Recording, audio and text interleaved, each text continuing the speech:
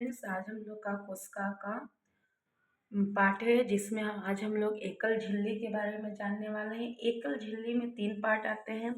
सबसे पहले अंतःप्रद्रव्य जालिका, इसे हम लोग इंडोप्लाज्मिक रेटिकुलम भी कहते हैं। दूसरा हम लोग का पार्ट रहेगा गोल्जी बॉडी। गोल्जी बॉडी, इसी को हिंदी में गोल्जी काय भी कहते हैं। और थर्ड पार्ट हम लोग का रहेगा लाइसोसोम। लाइसोसोम। तो चलिए लेट्स स्टार्ट। हम लोग स्टार्ट करते हैं सबसे पहले अंतःप्रद्रव्य जालिका से। अंतःप्रद्रव्य जालिका, ये अंतःप्रद्रव्य जालिका क्या होती है, जिसे हम लोग इंडोप्लाज्मिक रेटिकुलम भी कहते हैं। तो चलिए एक डायग्राम की हेल्प से हम लोग अच्छे से समझने का प्रयास करते हैं। तो सबसे पहले इस तरीके का हमने एक सेल बना दिया और इस सेल के अंदर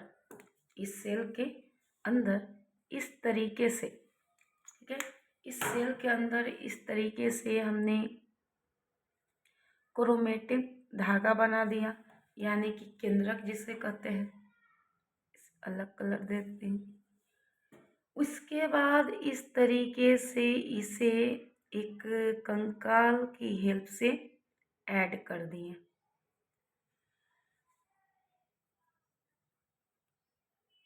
ऐसे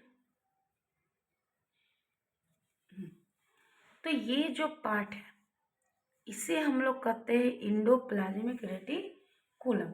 अब इसमें से जब हम लोग नाभिक को निकालते हैं तो कुछ इस तरीके से उसका डिजाइन होता है।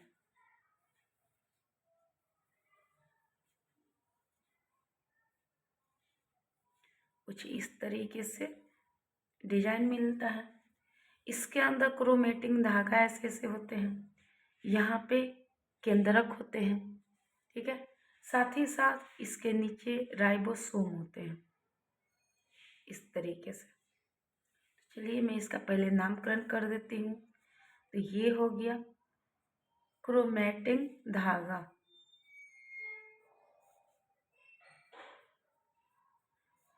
इसे कहते हैं केंद्रक यानी केंद्रिका। ये जो पार्ट है इसे कहते हैं राइबोसोम। राइबोसोम, ठीक है। अब इसमें और आगे हम लोग बनाते हैं। तो ये जो इंडोप्लाज्मिक रेटिकुलम है इस केंद्रक के चारों ओर फैलेगा। कैसे? तो देखिए कुछ इस तरीके से।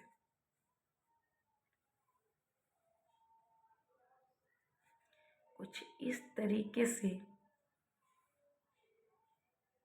इसका डिजाइन हम बना सकते हैं।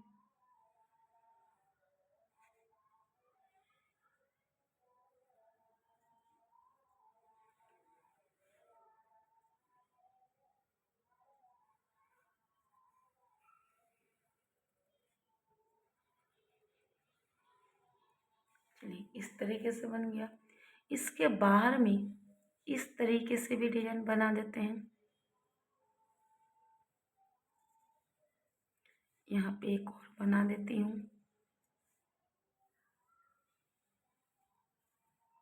चलिए अब सबसे पहले इसका नामकरण कर लेते हैं। तो यहाँ पे इस तरीके से राइबोसोम लग गया। इस तरीके से यहाँ पे क्या लग गया? राइबोसोम। इस तरीके से यहाँ पे राइबोसोम लगा देती हूँ।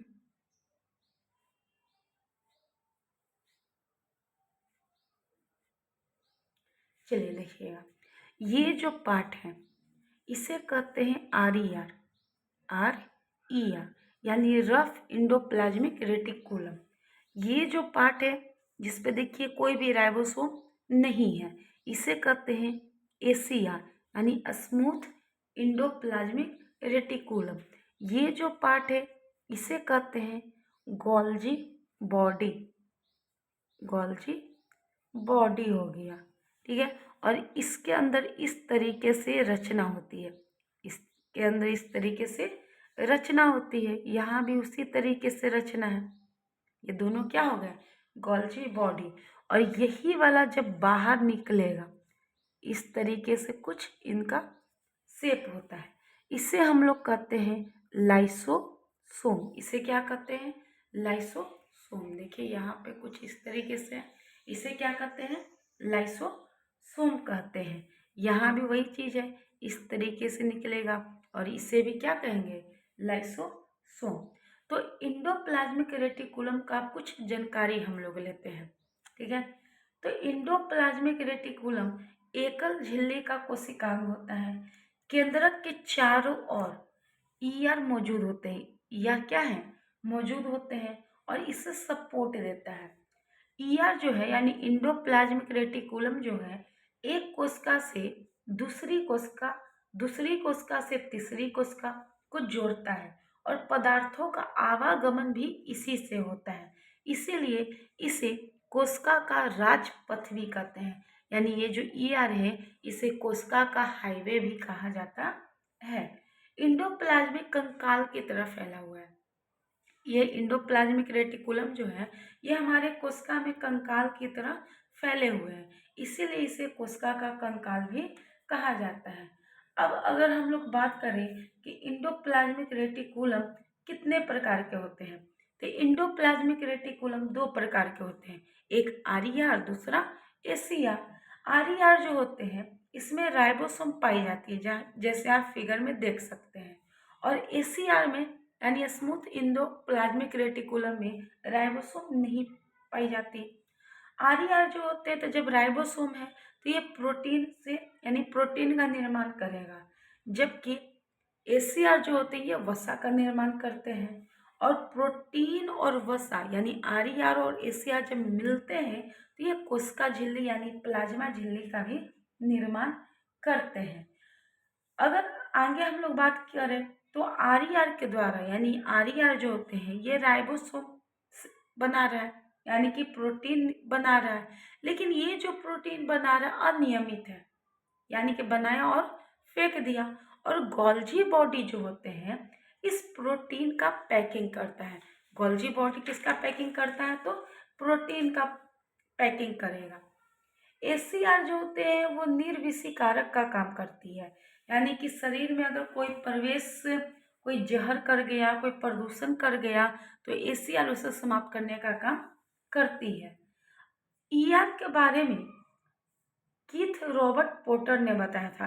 किसने बताया था, तो कीथ रॉबर्ट पोटर जी ने बताया था।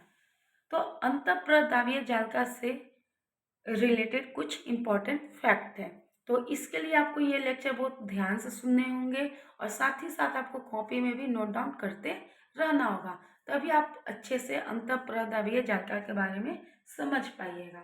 अगला हम लोग का टॉपिक है गोल्जी बॉडी, यानी कि अगला टॉपिक क्या है, तो गोल्जी बॉडी। गोल्जी बॉडी जो होते हैं वो केंद्रक के ठीक बगल वाले कोशिकांग है, यानी केंद्रक है, केंद्रक के ठीक बगल में क्या है, ये कोशिकांग है। और इसकी रचना कुछ थैली नुमा जैसी होती है, इसकी रचना थैली नुमा होती है। यह प्रोटीन की पैकिंग करता है, साथ ही साथ मनचाहा बदलाव भी कर सकता है। गोल्जी बॉडी को यातायात प्रबंधक यानी ट्रैफिक कंट्रोलर भी कहा जाता है।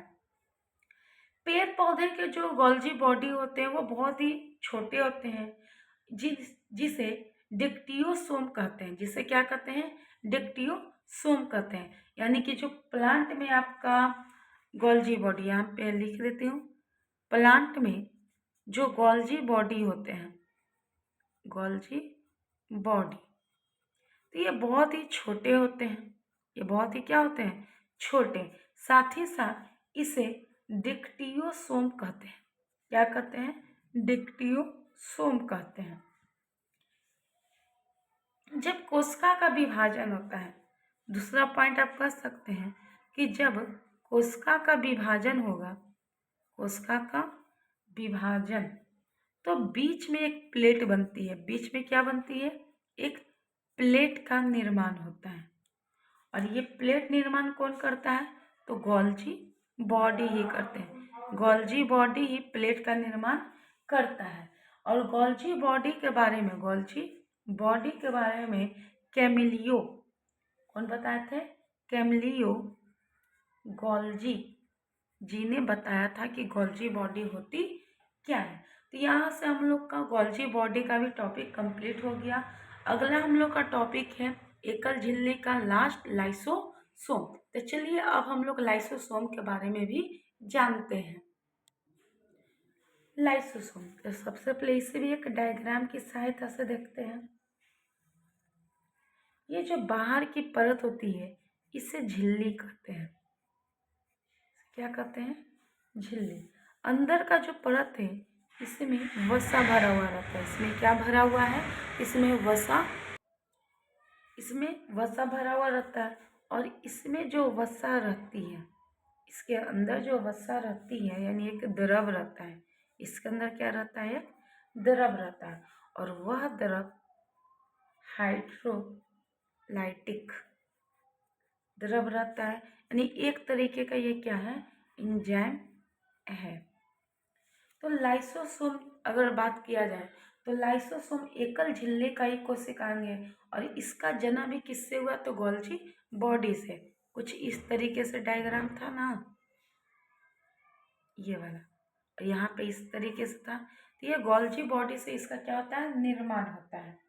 विषम परिस्थिति यानी रेयर केस में इंडोप्लाज्मिक रेटिकुलम भी लाइसोसोम बनाता है। ठीक है। क्रिस्टियन डी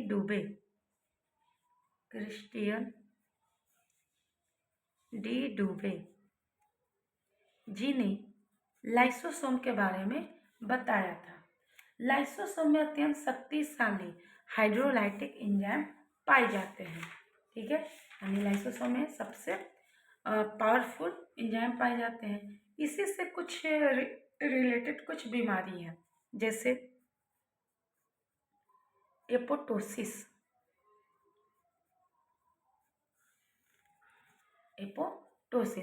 दूसरा एक आता है निक्रियोसिस। अब ये क्या होता है? चलिए इसके बारे में भी हम लोग जानते हैं। एपोटोसिस कहने का मतलब होता है कि माइटोकॉन्ड्रिया की प्रेरणा से लाइसोसोम अनियंत्रित हो जाता है तथा धीरे धीरे जीवित कोशिकांगों को नष्ट करने लगता है और स्वयं भी नष्ट हो जाता है। और इस तरह पूरी कोशिका नष्ट हो जाती है। इसलिए लाइसोसोम को आत्महत्या की थैली कहते हैं। और यह जो पूरी प्रोसेस हो रही है उसी को एपोटोसिस कहते हैं। भ्रूण अवस्था में शिशुओं के हाथ में, कुछ एग्जाम्पल से भी हम समझ सकते हैं। जो भ्रूण अवस्था होता है तो शिशुओं के हाथ की उंगलियां एक दूसरे से जुड़ी हुई रहती हैं, परंतु रेगुलेट एपोटोसिस के कारण जन्म के समय वह अलग हो जाती है उंगली। कई बार एपोटोसिस अनियंत्रित हो जाता है, यानी कभी ज़्यादा हो जाता है तो कभी कम हो जाता है, जिससे कोशिकाएं अधिक मरने लगती है। और इसी आधार पे एड्स और कैंसर जैसी बीमारियां भी उत्पन्न होती है। शरीर में अगर ज़्यादा सूजन हो, हार्ट अटैक जैसी स्थितियां हैं तो वो भी किसके कारण होती है? तो एपोटोसिस के कारण ही होती है। अगर हम लोग बात करें निक्रियोसिस का, तो यह भी कोशिका मृत्यु की ही प्रक्रिया है, किंतु इनमें कारण क्या है? बाह्य, और इनमें कारण आंतरिक है। किसी भी संक्रमण या बाहरी चोट या विषाक्त पदार्थ के संपर्क में आने पर कोशिकाएं मरने लगती है और यही प्रोसेस निक्रियोसिस कहलाती है। निक्रियोसिस कभी भी सकारात्मक नहीं होता, यानी कभी भी अच्छा नहीं होता, और इसका इलाज लंबा चलता है। एक और बीमारी आती है जिससे हम लोग कहते हैं LSD। एल का मतलब होता है लाइसोसोमल, यहाँ मैं लिख देती हूँ, लाइसोसोमल स्टोरेज डिजीज। यानी एल का मतलब लाइसोसोमल, एस का मतलब स्टोरेज और डी का मतलब डिजीज। ये क्या होता है? तो यह अत्यंत दुर्लभ आनुवंशिकी बीमारियों का समूह है जिसमें उपापचय क्रिया यानी कि जो मेटाबॉलिक प्रोसेस होते हैं, सिस्टम होते हैं, वो खराब हो जाते हैं। और वर्तमान में अगर कहा जाए तो 70 से भी ज़्यादा आनुवंशिक बीमारियां हैं, जैसे कि हंटर सिंड्रोम, हंटर सिंड्रोम हो गया, नीमन पिक सिंड्रोम बीमारी का नाम है, नीमन पिक सिंड्रोम, इसकी सिंड्रोम, इसकी सिंड्रोम, मैंकी सिंड्रोम, मैंकी सिंड्रोम आदि प्रमुख है जो एलएसडी के प्रमुख मतलब के लक्षण है। यानी ये सब क्या है, आनुवंशिक बीमारियां हैं। कैसी बीमारियां हैं तो आनुवंशिक बीमारियां हैं। ठीक है। एलएसडी के दौरान लाइसोसोम के भीतर के एंजाइम अत्यधिक सक्रिय हो जाते हैं। यानी जब किसी भी व्यक्ति का एलएसडी होता है तो इनके